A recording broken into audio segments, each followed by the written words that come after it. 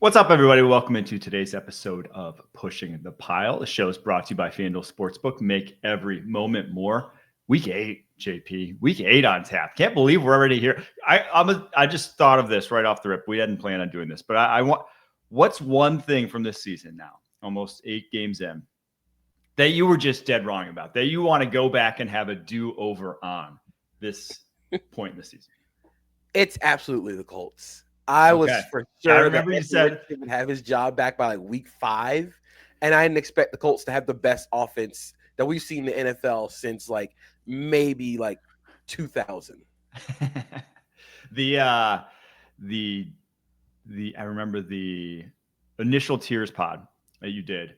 You put them in. I think it was likely top 5 picks. Not to hate, but like, and I remember at the time I was like a little stiff, but like I could see it. I mean, it's Daniel Jones. It's happened before with the Giants. They know all too well, but obviously there were the big surprises. Mine has to be the Seahawks. I ragged on their offseason. I was like, I don't think they did enough. Like, I don't think Sam Darnold's enough. I thought they didn't do enough in terms of help around him. And I thought signings like DeMarcus Lawrence were just almost superfluous. I was like, you don't really need a guy like that. You went out and spent some money, and I didn't think they got much better. Well, here we are with them probably being one of the most complete teams in the NFL through 7 weeks. So we'll get to those teams here in a second. We're going to get to our locks recap here before that. All season long, leading up to the playoffs, Cash App is sponsoring our locks. We'll track how we're doing each episode, with the winner being presented with the Cash App's lock trophy at the end of the season. It was another sub 500 week for us. Unfortunately, JP, I go 2-3. You go 2-3. Harry goes 1-3. Kyle saves us with the 2-2, but not our best. We bounce back, though. We're getting above 500. We're getting above 55% by season's end. Here's where we start. Sunday Night Football. Green Bay Packers traveling to the Pittsburgh Steelers, where the Packers are 3-point favorites on the road. 45.5 points is the over-under in that one. And this actually, we're starting right off. One of my locks, one of Harry's locks. We love the over in this one because not a lot of defense from these teams. Green Bay is 16th in EPA per play. Steelers 25th in EPA per play. I just think the matchups for these favor the offense for both. I think this game is going to really come down to which team can break the other stylistically. The thing the Steelers love to do is get into 13 personnel. They want to get all their bigger bodies on the field and really cause matchup problems. Now, that sort of misaligns with what the Packers like to do. They love to be in nickel. They love to defend the run out of light boxes. They're actually one of the best teams at defending the run out of light boxes in the NFL. But when you put them into base personnel, when you have to get all their big guys on the field, which they already don't have a lot of, you force them into a lot of uncomfortable situations. So I'm curious how Green Bay is going to defend a team like Pittsburgh, who wants to kind of mash them in the run game and then use their matchup problems like Darnell Washington, a guy like DK Metcalf on the outside. I wonder if there's going to be a little bit of avenue for explosive plays for Pittsburgh in this game. Yeah, that's why I say the matchups don't really look great for either defense in this one, because Devontae Wyatt hasn't played since week 4. He's practicing, but in limited fashion. May not still play this weekend. And again, with him out, that was kind of, I don't want to say the turning point for this defense, but it has not looked as good since. It has not looked nearly as good since, because they just don't have the horses up front there on the interior, something we highlighted at the beginning of the season that they kind of got by on when he was healthy, because he was playing lights out football, best football of his career, but have not in recent weeks with him gone. So if he can't go, I think the Steelers are going to have a lot of success on the ground game. But on the flip side, I think the Packers also have a lot of success through there. Now, they're really banged up. They have a lot of guys who are questionable. Will they play in this one? Whether it's Dontavion Wicks, whether it's Aaron Banks, whether it's Zach Tom, whether it's Devontae Wyatt, or their safety duo, both limited participants in practice. But offensively, I think that they will be able to at least slow down. They've been so good at slowing down edge rushers when Zach Tom plays, guys like TJ Watt, Nick Herbig in this game. And Matt LaFleur, one of the things he does best is plan for those guys. He doesn't let your best edge rusher take over a game. He's not going to let Nick Herbig have a lot of one-on-ones against Rasheed Walker. They usually still do a good job of running their offense. So those are all reasons why I like the over in this one. And I think for the Packers offense, you might not have to nullify Nick Herbig because the Steelers might do that themselves with how much he doesn't play in this game. But the Steelers defense is one of the worst communicating defenses I've seen this year. And it's fascinating to me because you stock this defense with so many veterans, with so many older guys, you should know how to pass off communication and pass off routes to each other. But this team is terrible at defending the shallow crosses, defending crossing routes, because they don't talk to each other. They don't communicate. So I expect a lot of crossing routes, a lot of shallow routes, force this team to run, especially because, as we've seen, Darius Slay kind of looks like he's lost a couple steps. Jalen Ramsey is more impactful in the nickel instead of on the outside. And if Joey Porter Jr. either isn't healthy or picking up a lot of penalties, that could be something that goes back and forth to. They have some really mismatched parts in the safety spot. I think Chuck Clark playing over Jabril Peppers is kind of weird. So if they can just iron out communications, that could help this defense a lot more, but that's easier said than done at this point because this might just be what this team is. Yeah, a couple more injuries to note of guys that may play. Christian Watson might be back for the very first time. He's practicing this week, and Calvin Austin may be back on the flip side. So some speed getting added to the mix here from both sides. I think, though, this is the Matthew Golden game. When you watch him on tape the past couple of weeks, he looks like their best receiver, and that's obviously with Jaden Reed out, but he looks like a guy that can get open at will. And I think against these corners, he's going to be the mismatch because of that speed that he brings to the table. That guys like Romeo Dobbs, just don't, right? So that vertical threat, I think you have some big plays there, Matthew Golden. I think the Packers ultimately take it, but Aaron Rodgers is the ultimate chip on his shoulder quarterback. You're probably going to get his absolute best effort in this one. We saw his best effort, though, last week, and it didn't work against the Bengals. I just don't trust the Steelers defense as opposed to the Packers, where I think they can actually find some answers against this quick passing game, whether it's guys like, Javon Bullard or those second-level linebackers being able to make some plays on Rodgers. And something they've done really well on the Packers defense is they've nullified a quick game because of their secondary and because Micah Parsons is so fast off the ball. It's hard to be faster than Micah Parsons when you're running quick game. And I just worry that Parsons just has another takeover game against either Broderick Jones or Troy Fautanu, who are both probably overmatched in this matchup.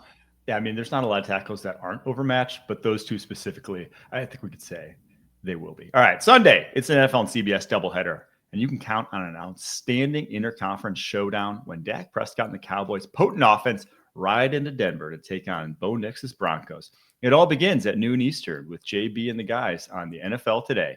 You can always count on Sundays with the NFL on CBS and streaming on Paramount+.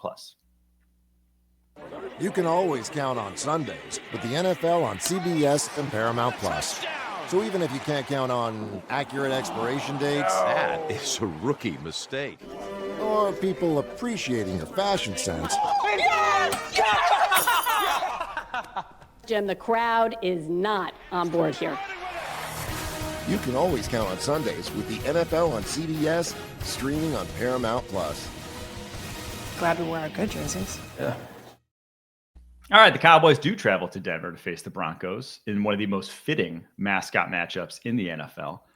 Broncos 3.5-point favorites. 50.5 points is the over-under. I don't think the Broncos are going to see a number that high the rest of the season, but that's just the Dallas Cowboys this year. Some injuries to note. Oh, sorry, before we get to that. So Trayvon Diggs, concussion protocol, doesn't look likely to play. Donovan Wilson, elbow injury, didn't practice also.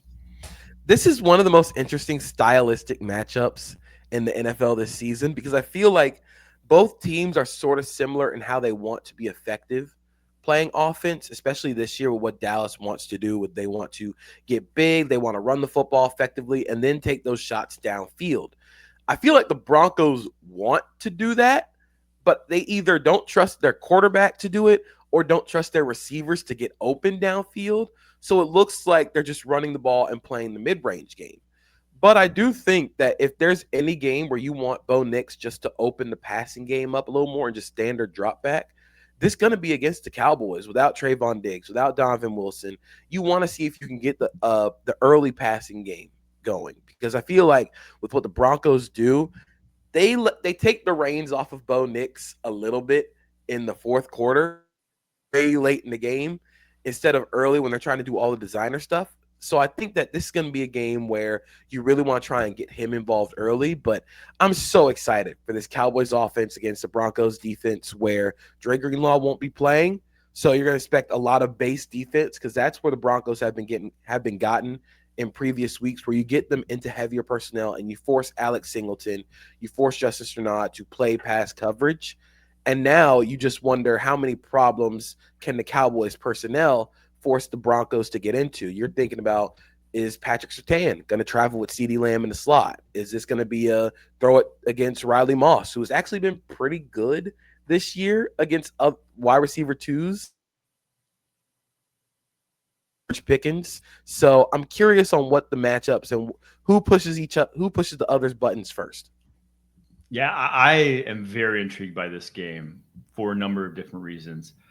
The biggest of which is I just want to see if this Cowboys offense has answers for a defense this good, right? I mean, they obviously kind of started the downfall of the Packers defense, but their hot streak in recent weeks hasn't really come against the cream of the crop defensively, I'll say, around the NFL. So this is like a real test that has answers for kind of all the things they want to do. And I think one of the biggest storylines for the Broncos this year, even compared to last year, is their run defense is much improved. I mean, Talanoa Hufanga has been a massive upgrade for them at the safety position in that regard. And that's where I want to see if the Cowboys can still get it done, because they've had pretty much, outside of one or two games, they've been able to run the football as consistently as any team in the NFL. And if they have that, when that's going, they are just damn near impossible to stop, because of if you're dedicating more resources to the run with George Pickens and CeeDee Lamb on the outside, good luck. But you highlighted the matchup, George Pickens against Riley Moss. I expect Surtain to run with CeeDee. I just think that's good ball to do. I mean, like, that's, if you have a guy that can nullify someone like CeeDee Lamb, you just use him in that regard. But I don't think I trust Riley Moss. I love Riley Moss's game, don't get me wrong. I don't think I trust him to nullify George Pickens. I just don't trust a lot of guys, truthfully, to nullify George Pickens. Especially with the way George Pickens has been playing this year. It feels like every catch on the sideline is his. Every target that he gets downfield is his to make, or he is drawing defensive pass interference. So you just worry about leaving Riley Moss in those isolated situations where it's not only an explosive, but you worry about penalties. And I was wondering about CeeDee Lamb in the slot against Pat Surtain, because Jaquan McMillan has been the most targeted guy on the team from the slot. So I think Wan'Dale Robinson actually had a pretty good game against McMillan when he lined up in the slot. So I'm wondering, do they just take McMillan out of the equation and just force Pat Surtain to run with with CeeDee Lamb the entire game? Because that feels like the smartest thing to do. But I'm just curious on where they go with the matchups that the Cowboys can really kind of force them into, because this feels like a team that in the passing game, it feels like a team that can give Denver a little bit of problems, especially if they're able to get into their base personnel and just kind of just chip the edge rushers and help their tackles. See, I still like the Broncos, though, because you could chip these edge rushers and they'll still get interior pressure. There's just not, when looking at this offensive line right now, there's not a lot of matchups I love for the Cowboys. And that's just like the nature of the beast with the Broncos when you face this team. They bring it from everywhere. They have 4 to 5 winners up front every single play. So I still lean Broncos in this one, but I think also this is still an over game for me. I mean, it still feels like a game where there's going to be points put up on both sides. I just think the Broncos will be able to score on this lackluster Cowboys defense. I think the Broncos are going to win. I do think it's going to go under, though.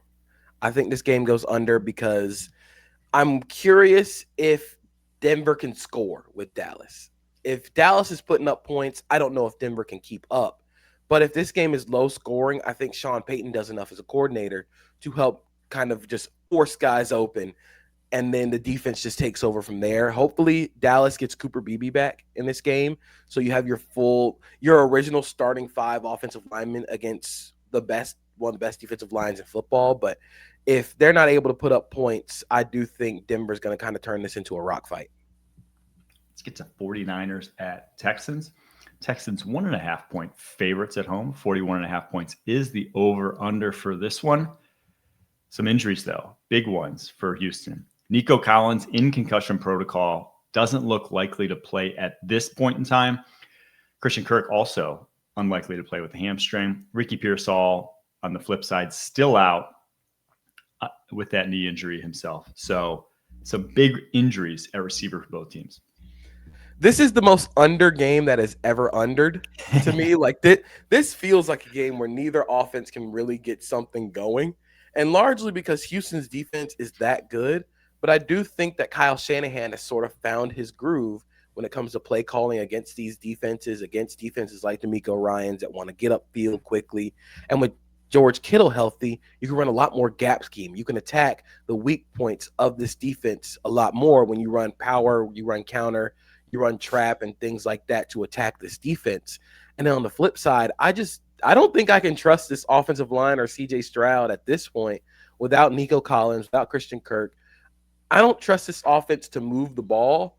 And that's even with playing a 49ers defense that's still really young. Yeah, I like the 49ers here. I know they're still out a bunch of guys. Yes. But Kyle Shanahan's intimately familiar with DeMeco Ryans' defense. Like if he knows anything, and that's kind of what the 49ers are still operating under. If he knows any defense and how to beat it, it is that one. And if the Texans don't have Nico Collins, if you don't have Nico Collins with that offensive line, and you don't have Chris Kirk either, if you don't have your two vet wide receivers and you're throwing out, Jaden Higgins, Jalen Noel, like that's your 1-2 punch, I just don't think it's going to go well. It's going to go well. Yeah, it's not going to be a good game at all for that offense. And I wonder for the Houston defense, how do you defend Christian McCaffrey? Like, are you playing light boxes so you can account for Christian McCaffrey as a receiver and kind of just like hoping Jalen Petre can defend him in the slot? Or are you trying to load up and stop the run considering Mac Jones is going to be playing in this game? Is this going to be we're going to try and load up on run defense to slow the run down and hope that Mac Jones throws the ball to us a couple times? So I'm curious on what DeMeco Ryans does, because as innately as Kyle Shanahan knows DeMeco's defense, I feel like DeMeco also knows Kyle's offense and some of the things that he likes to do, especially with Christian McCaffrey in the backfield.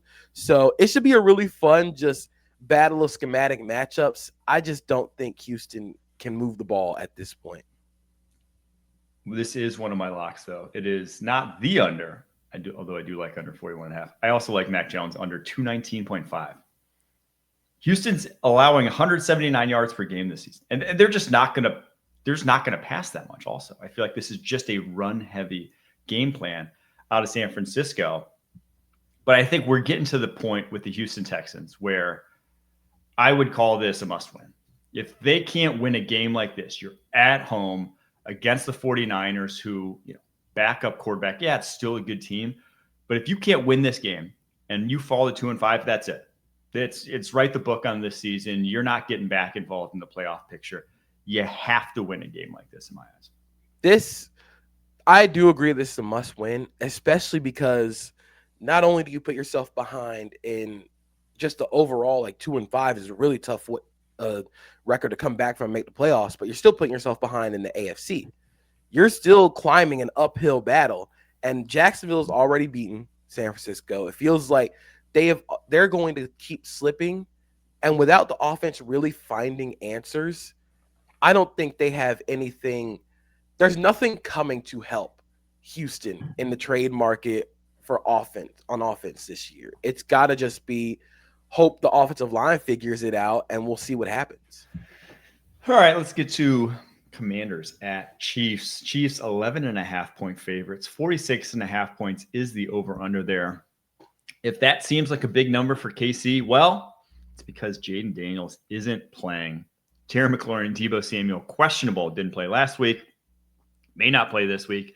That explains your massive number. Although, I will note, in games Marcus Mariota started this year, they've averaged 34 points per game. You go back to last year, also over 30 points per game in the games he played against Carolina and Dallas. So, offense still will put up points. That's why this is one of my favorites, actually, one of my locks. It's the over, just total, 46.5 points. But it's hard to see the Commanders without those top receivers doing anything to keep up with Patrick Mahomes in this offense right now. I really thought about going with the minus 11.5 because that's how good Kansas City's been on offense. And a lot of where they are strong really does not line up with what with what Washington wants to be defensively. So the Commanders are third highest in defensive yards after a catch over expected. They're also tied for 10th highest in broken tackle and missed tackle rate. They can't tackle. They don't have the speed in the secondary to keep up, which sounds like a problem, especially against Kansas City with Rashee Rice back. With the way that they isolate Rashee Rice when it comes to, they run a lot of RPOs as an extension of their run game because Rashee Rice is basically a running back on those passes. They're able to do all the quick game stuff because they are so tough to tackle and so tough to run with. And I just don't think Washington has the dudes to run with Kansas City going side to side. I mean, we saw how Andy Reid and Kansas City isolated Rashee Rice against Devin White and Landon Roberts last week.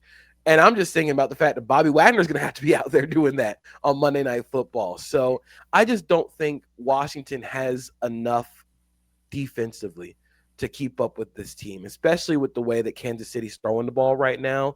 It's going to put them in a hole. And as cool as Marcus Mariota is in this offense, I actually think Kansas City's defense has played really well since week 4. Since week 4, they are a top 10 team in both EPA per dropback allowed and EPA per carry. Their linebackers have been playing really good football, and they've tackled a whole lot better. So I could really see this game getting out of hand fast. And the other thing about this Commander secondary is that they don't really have speed guys. They're not like slow, but to keep up with this Chiefs offense, you better have some 4-3 corners. You better have some guys who can really roll because that's what the Chiefs got on offense, right? They have 4-2 guys on offense. So I'm right there with you. I think the Chiefs score a ton of points. That's why I like the over in this one. But I think the Commanders, I think they'll be able to move the ball. I think they'll be able to run the football in this one. But I just don't see them being able to keep pace with the Kansas City Chiefs to make this one even interesting. If you're able to find one of my locks for this game is Patrick Mahomes over on passing yards. If you're able to find Rashee Rice targets, also get the over on that one because they are going to try and hammer that Bobby Wagner button the entire game. Yeah. All right, let's get to Bucs at Saints. Bucs 4.5-point favorites on the road in the divisional game. 46.5 points is the over/under. And yet again, this is a depleted Bucs team heading in. No Bucky Irving going to play this week. No Chris Godwin. Obviously, no Mike Evans. He'll be out for a while, maybe the rest of the season with that collarbone. And likely no Hassan Reddick. And also, Emeka Egbuka did not practice yesterday. TBD on if he's going to go. So a lot of injuries for this Bucs team. This feels like Baker Mayfield is continuing to ask the NFL gods to give him harder battles. Because at this point, how do you expect them to run an offense? You're still missing Gedeke. You're still missing Cody Mock. You're missing all.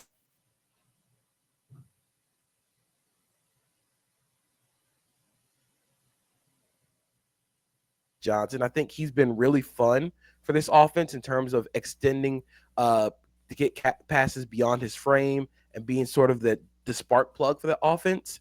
But man, I'm not going to say the Saints win here because I don't think the Saints do, but this feels like a game where we look back on this man, they really didn't have anybody. That's why this game is a little closer than we like to think.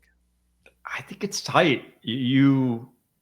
One of the biggest reasons why is that Spencer Rattler has actually played very well at home. I stole this from PFF's Dalton Wasserman, but Spencer Rattler's great at home, PFF grade at home, 89.0. His grade on the road, 51.7. He only has 3 turnover-worthy plays in 4 games at home versus 12 in 3 games on the road. So he is a guy who, in that dome, in New Orleans so far this season, has been much more comfortable than the guy on the road. And yeah, it's I don't anticipate them to put up a ton of points. Honestly, if I'm leaning either way, I think this is an under game at the end of the day, under 46.5. But I don't think the Bucs offense is going to score a ton of points either. It's no longer the Bucs offense, especially if you don't get Egbuka out there. This is not a team that, we saw it last week. They really, really struggled against the Lions. 9 points. I don't think, obviously, the Saints is not the Lions defense, but I don't think when you have basically all the guys who are your playmakers gone, you're just no longer the team we thought you were. So that's why I like the Saints to cover here. And I think that the Saints offense has the personnel to give Tampa problems in coverage because you have Alvin Kamara, who is a legitimate receiving threat out the backfield. You can sort of isolate him on Servassier Dennis. You can isolate him on Levante David. Where you really worry if you're New Orleans is if you have to get into obvious pass situations and Todd Bowles just pokes holes in some of the pass protection. Because I don't think that New Orleans pass protection has been very good this year. And I think that Spencer Rattler, while very fun, also is going to have a little bit of problems deciphering this defense. So you just worry about getting the obvious pass situations. But if you're able to keep the game script kind of neutral, I feel like you got a shot if you're the Saints. Yeah, that was kind of an understatement by saying their pass protection hasn't been very good. I mean, their best pass protector, honestly, has been their rookie left tackle, which is crazy to say. Obviously, that's with Eric McCoy out, but like that's your best pass protector, which is a tough spot to be in because he's not like lighting the world on fire or anything. And they also don't give them their tackles a lot of help. We've said this before. Kellen Moore's kind of scheming as if he still has that Eagles offensive line when he kind of on the opposite end of the spectrum here with what they got in New Orleans. So do you know who's going to be starting for the Saints at center this week? I think I saw it. Fortner. It's Luke Fortner. Jags legend. Jags legend Luke Fortner going up against Vita Vea for the entire game. That matchup alone is kind of like this might be a game where you want to forget. I didn't think this one through. When I picked the Saints. I didn't think it through, but we're still picking the Saints. All right, I'm going to go with the Bucs. Okay, smart man. All right, Bears, Ravens back to their Lamar Jackson ways with their 6.5-point favorite ways. Now, they are also the worst team in the NFL against the spread this year. 1-5. They are negative 10.2 points versus the spread this year in terms of their point totals. 49.5 points is the over-under here. I don't know. Like everyone besides me has locked in Bears plus 6.5. I don't know why it's this high. I don't know why people are giving the Ravens this much love just because Lamar Jackson's back. And Lamar Jackson also might not even be back. Like exactly. He practiced yesterday. We don't know if he's actually going to play. There have been rumors they want to just kind of hold off until he gets healthy, even like to 100%. That might be at the Miami game. So if he doesn't play, even if he does, I still think the Bears have the formula to kind of attack the Ravens. And if Lamar, everyone has the formula to attack the Ravens this year. It's like the worst defense in the NFL. It has been the worst defense in the NFL. I do think they've been bad with runs between the tackles, which is something that Chicago doesn't really major in this year. They've been better at outside the tackles, especially recently, but that's sort of where Baltimore isn't the worst team in the NFL. But I do think they're going to try and run a little bit between the tackles. You want to try and get DeAndre Swift going, and then you just make offense really easy. The floor has been raised in this offense. You want to get quick game. You want to get the ball out of Caleb Williams' hands and just let the run game sort of work for you, especially if Lamar doesn't play and you force the Ravens and Cooper Rush or Snoop Huntley to play from behind. But if Lamar does play and Lamar is back to what Lamar does, I do worry a little bit about the ability to get explosives for the Bears offense because Caleb Williams just hasn't been accurate on downfield passes this year. I believe he has a 34.6% completion percentage on passes of 20 air yards or more, according to Sports Info Solutions. His on-target rate is 60%, according to SIS, which I still think is like it's still weird how inaccurate Williams has been throwing the ball downfield. A lot of it has come in off-script situations where his feet aren't set, but that's sort of where Caleb Williams thrives, is rolling out, moving the pocket, and then throwing downfield because he has that great arm strength. But the downfield passing hasn't been up to par yet this season, and I wonder if Lamar is fully healthy and back to being Lamar, which is a big if, can the Bears generate explosives to keep the offense off the field? I'm right there with you with the big if he's fully healthy, because it's a hamstring injury. And if you've ever had a hamstring injury, you know that it lives in the back of your mind. Like, even when you are post hamstring feeling good, he's not going to be the guy who's so willing to break the pocket, get outside, make the plays that he's known for. Like, he's just not going to. The risk of re-injury, or just the thought of the re-injury, limits you in that regard until you're like well beyond. And that's why, like, maybe they're going to even be conservative with him, because that's why you see guys all the time where it's like hammy, he's back, and then, oh, it's a hammy again. It's one of those injuries, especially on a football field where it's all you're stationary, full speed. Like that's when your hammy goes. And it also is part of your throwing motion. I mean, we saw Dak literally tear his hamstring during his throwing motion last year. It can lead to issues with that as well when you're on that plant leg. So all that being said, yeah, I don't love the Ravens in this one. I just don't. I'm curious. There's so many what ifs on if Lamar plays versus if he doesn't, that they're still kind of keeping close to their chest. But I do think Chicago's defense has started to put together a couple good stretches of football. I think their linebackers, TJ Edwards, Tremaine Edmonds, have played really well. Yes. And now that you have Kyler Gordon back, that second level of the defense has started to play more on a string.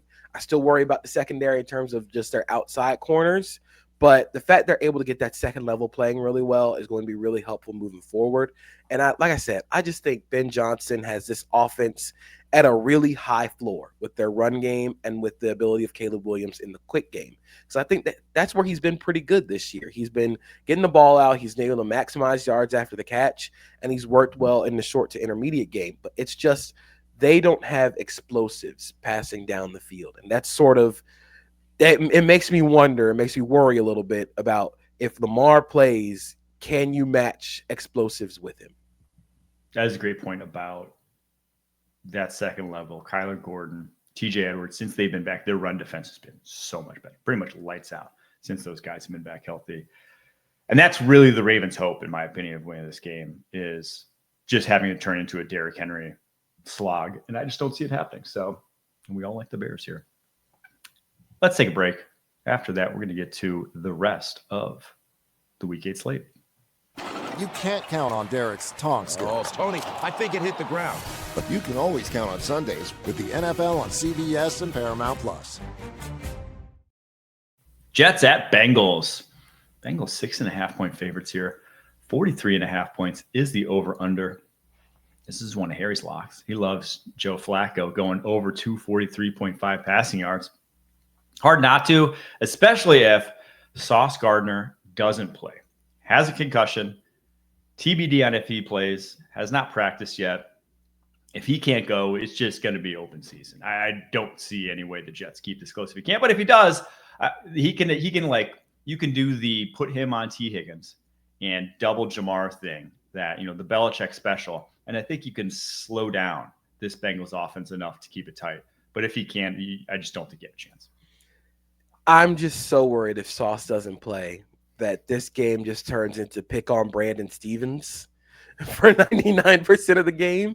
Because if Sauce does play, I think it could turn into that too. It could turn into that even if Sauce plays. But without your number one corner and with a quarterback that wants to get the ball out in less than 2.5 seconds, I believe against man coverage against the Steelers on Thursday, Joe Flacco had a 2.23 seconds time to throw.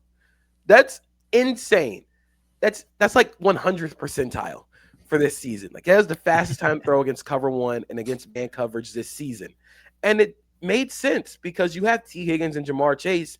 It was truly the most screw it, Jamar down there somewhere. Screw it, T. Higgins down there somewhere. It feels like it's going to be that kind of game again.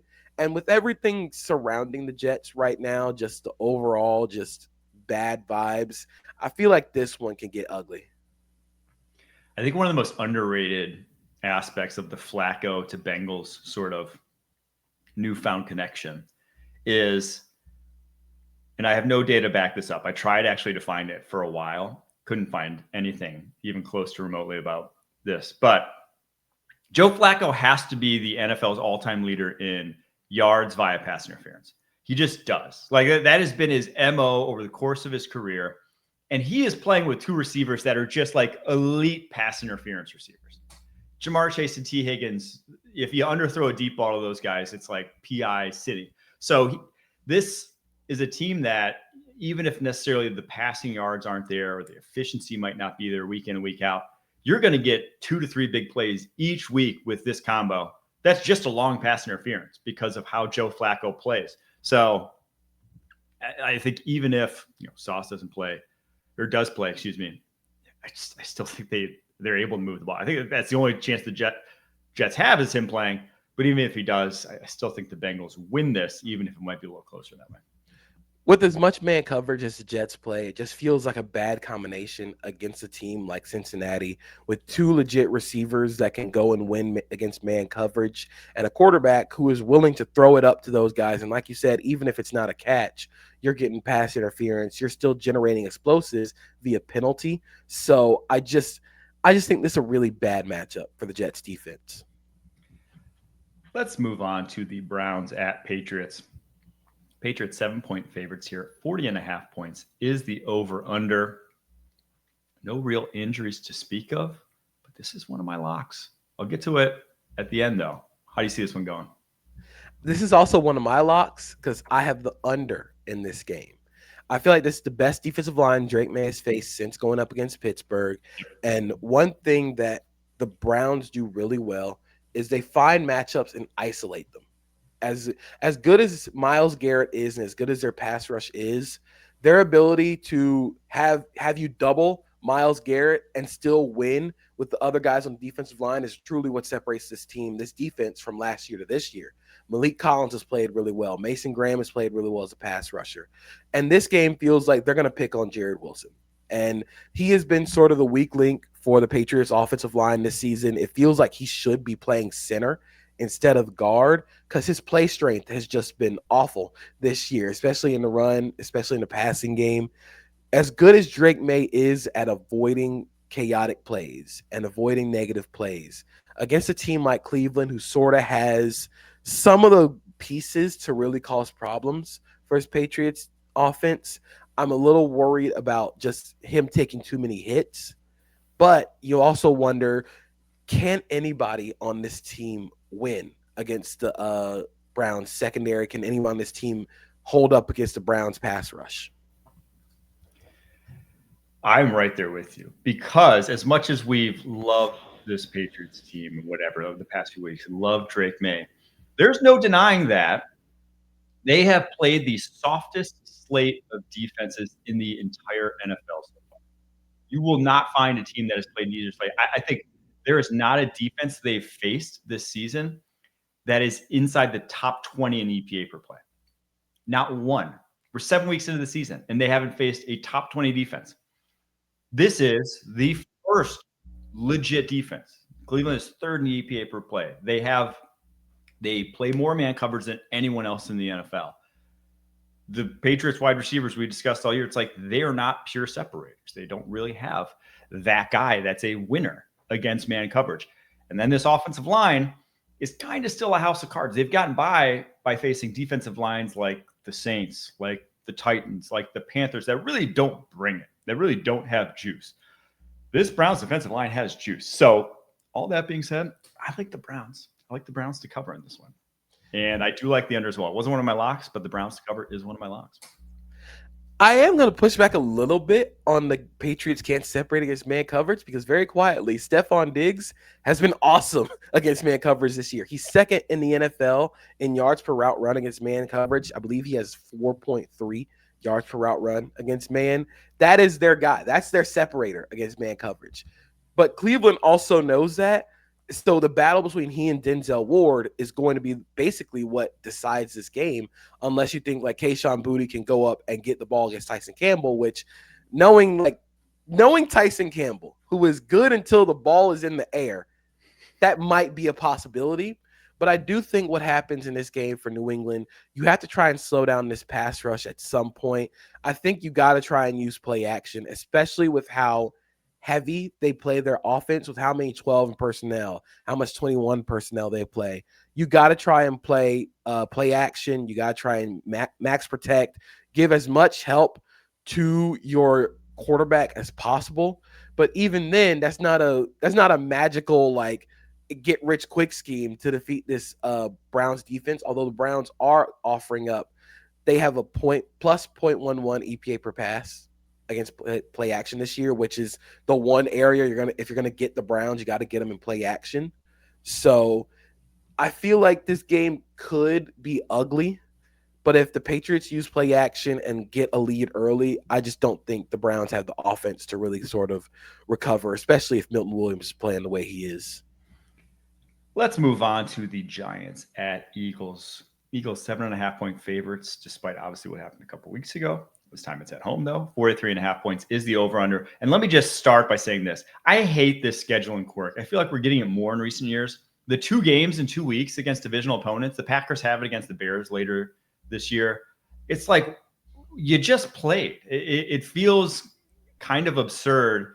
Like, and especially when, say, and it's not happening this one, but say like you had one guy who was like a key piece who's hurt for like a stretch that is 3 to 4 weeks, out for a month. Someone goes out for a month, like a number one, like a CD Lamb when he was out for a month. And it's like, and maybe that happens and coincides with this stretch where you face a key divisional opponent in 2 out of 3 weeks. You're just kind of screwed by that and by how the schedule turned out. So I don't like it at all. I think the NFL needs to step in and eliminate these. You need a month between divisional matchups, so we don't have anything happen like that. I think the Ravens also have it against the Steelers this year to end the season. I don't know. I have to go check their schedule. It's like 16 and 18 too. It's like way late in the season too. Yeah, it's like real like division like clinching scenarios. This feels like a game where the Eagles have to learn. Did the Eagles learn to take their medicine the last time they played the Giants? Because it feels like the Eagles offense that played the Giants, then the Eagles offense that played the Vikings are 2 separate offenses. And they both sort of, I'm not going to say the Eagles offense against the Vikings was even like, I'm not even going to say they're fully back, but they were able to generate explosives. They were able to use play action more than they ever had in this season. I think Jalen Hurts was feeling more comfortable. So I just wonder, can you take the lessons you learned against the Vikings and apply them week over week? Because what they did against the Vikings was show that they didn't need the run game to have an explosive passing game or to have a good Jalen Hurts game as a passer. Can you take those lessons with the over routes, with the middle of the field stuff? Can you apply it against the Giants defense that sort of kicked your butt the last time that you played? And then on the other side of the ball, I know we got really excited about Jackson Dart and Scadaboo the last time they played the Eagles. Jalen Carter is playing in this game, and that feels like a massive like chip to add to this Eagles defense because he's so important to what the Eagles want to do. He is who they design their pass rush like games around.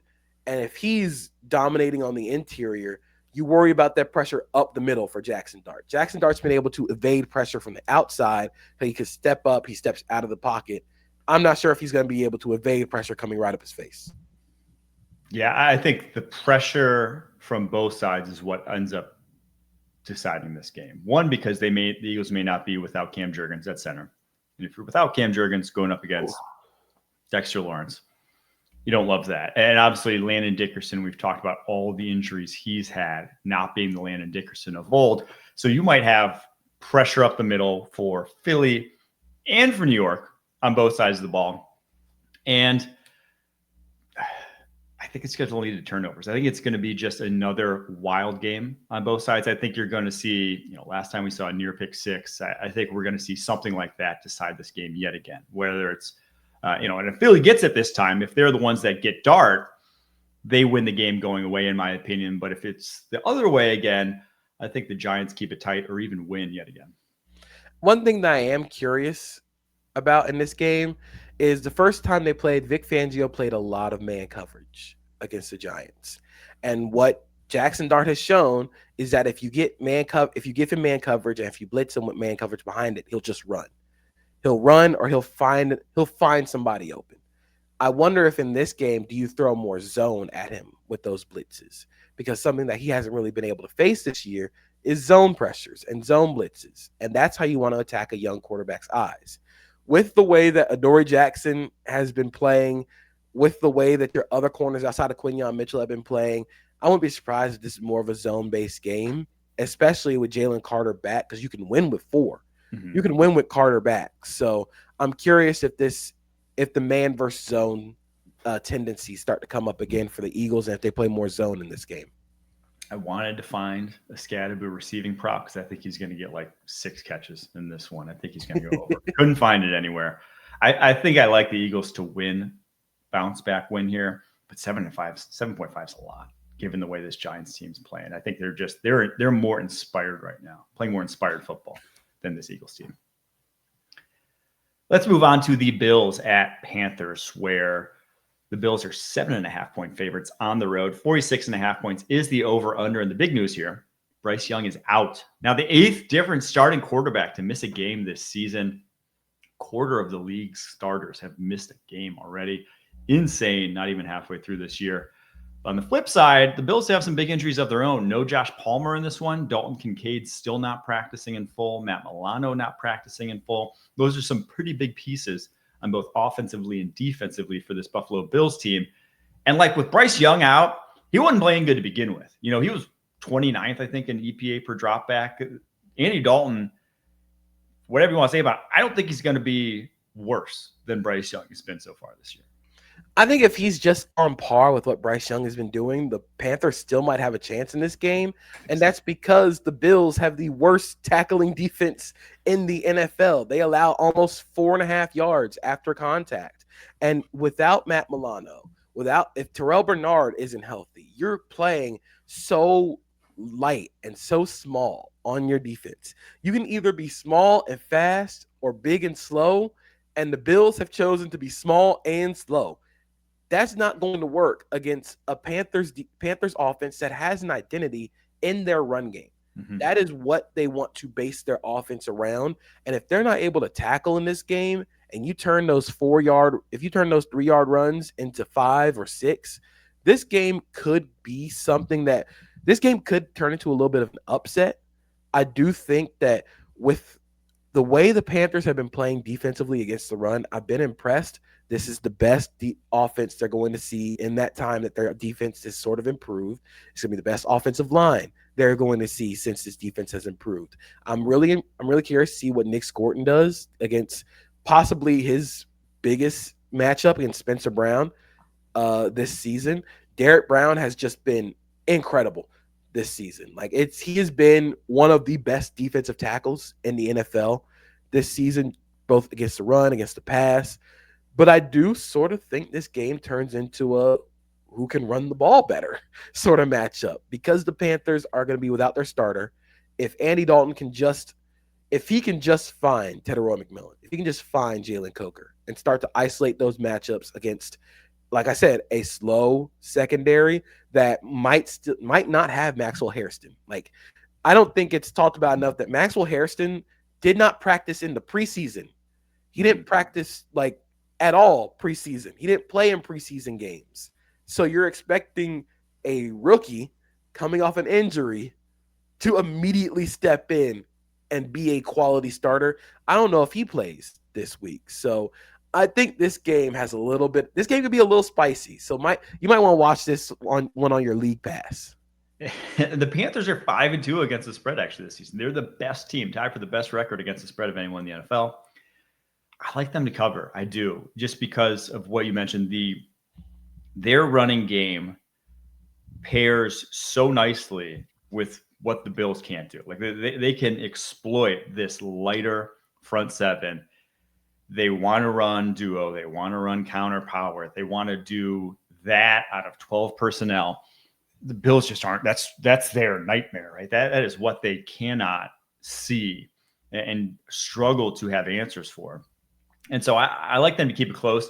The only thing is just, how are they going to get to Josh Allen? Who's going to sack Josh Allen in this game? You said it's going to be a run the ball game. I think the Bills just say, hey, we don't have to worry about running the football. We know this Panthers run defense has been so good. Let's just let Josh drop back 50 times in this game. And if we get matchups against the secondary outside of JC Horn, we're probably going to win a lot of those. So I think I'm going to feel better about the Bills if Dalton Kincaid plays. I think him against those Panthers linebackers is a big mismatch. But even if he doesn't play, I still think they win. But I like the Panthers' ability to keep it close. I do think it's a good point about getting home against Josh Allen. The Panthers don't really blitz a lot. They like to just see if they can win with 4 or win with their guys up front. But against this offensive line, are you going to have to press that button? Against Josh Allen, are you going to have to press that button? Because that's something that the Falcons did really well against Josh Allen. They blitzed him. So I wonder, does Ejiro Evero go away from his tendencies in this game, or is this just we got to sit back because we don't know if Josh Allen's going to hit us over the head with explosives? This is a game, though. If the Bills don't win, it's like, hey. Now there are serious alarm bells. Yes, we're pushing the panic button. It ain't good in Buffalo if they don't win this game. All right, next one on the docket. Dolphins at Falcons. Falcons 7.5-point favorites. 44.5 points is the over. May seem high with the Falcons defense, but the Dolphins are actually 6-1 in overs this season. Their first loss was last week. But the Falcons, they're 5-1 with unders. They're the under highest team in the NFL versus the over highest team in the NFL. Something's got to give this week. This game feels like this game should have been so much cooler if everybody on the Falcons defense was healthy. Mm-hmm. Like with Jalen Walker not practicing, with Divine Diablo not practicing, this game could have been so cool. But I think what we're going to see in this game is some pretty cool running backs getting involved. Miami loves using Devon Achane as a receiver, especially out of the slot. We know what the Falcons love to do with Bijan Robinson. So it feels like this game is going to be just pressing those buttons until whichever defense decides, like, hey, we can't do this anymore, and the dam breaks. I do think Atlanta wins because I just think Tua's not seeing the field. Not seeing the field well, whether that be because of how he says it, because he can't see over the offensive line, which is a real thing that Tua did say yesterday.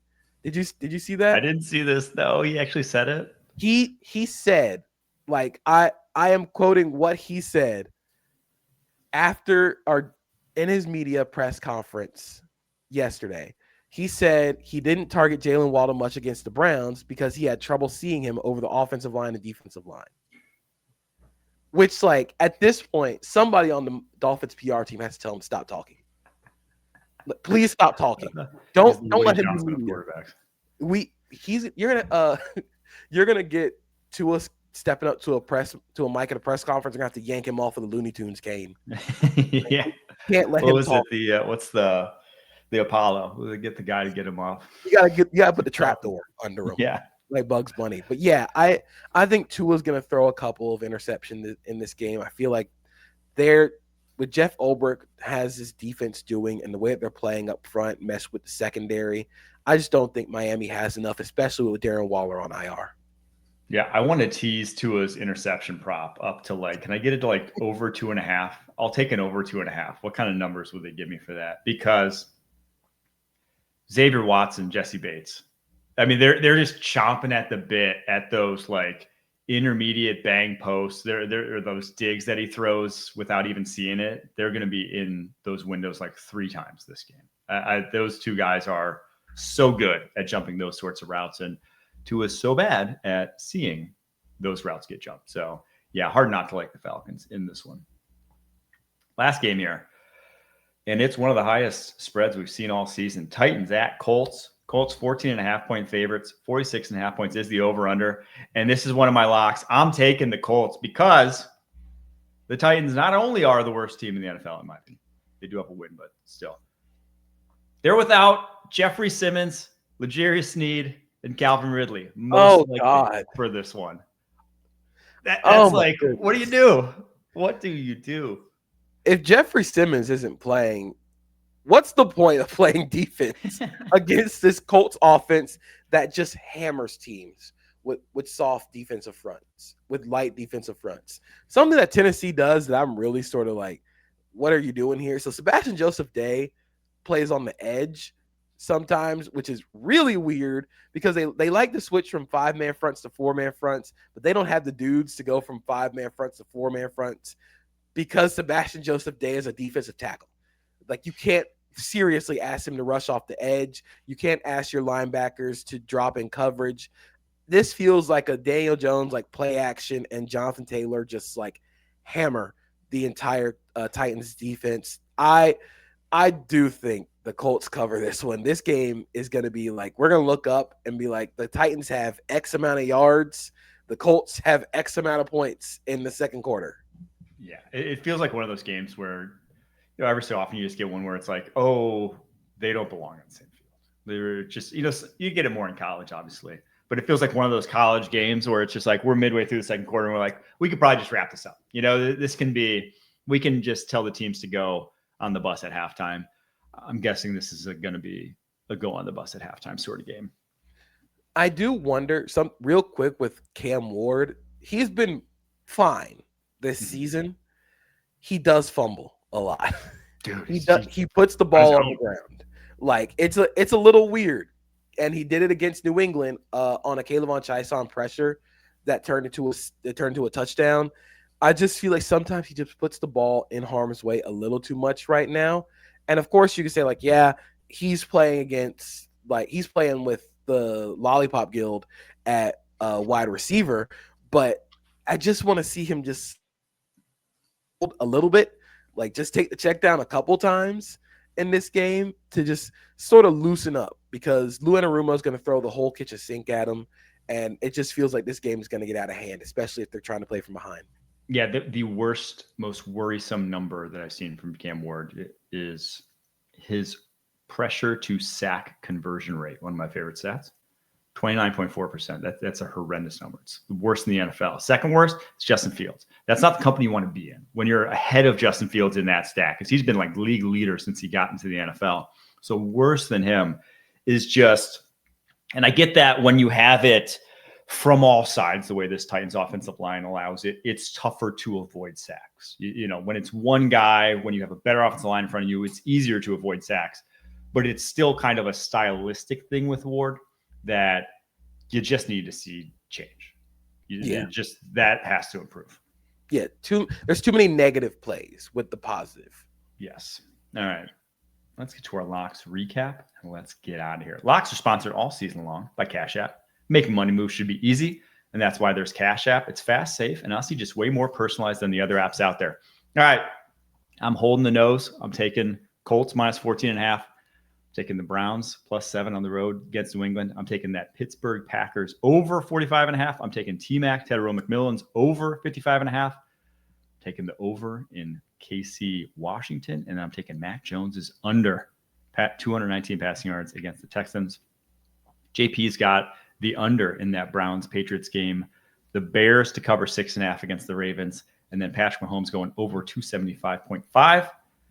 Harry's got the Bears +6.5 as well. Everyone does, seemingly. The Bijan Robinson over 88.5 rushing yards. Joe Flacco over 243.5 passing yards. And then that Steelers-Packers over. And then Kyle's locks, as he said on yesterday's show, I believe. Packers minus 2.5. Bears +6.5. As he does always. Couple gets in, gets out. All right, that was the lock segment sponsored by Cash App. As you heard me say at the top of the show, new Cash App users can use our code to get free money. Use our code PUSHING. Send $5 to a friend within 14 days, and you'll get $10 right in your account. Thank you, Cash App. That's our show. We will be back Sunday night to review all that was the NFL weekend. Like, comment, subscribe on the YouTube channel. It helps us. We really appreciate it. We really appreciate you tuning in. Hopefully you'll join us Sunday. Until then, keep pushing.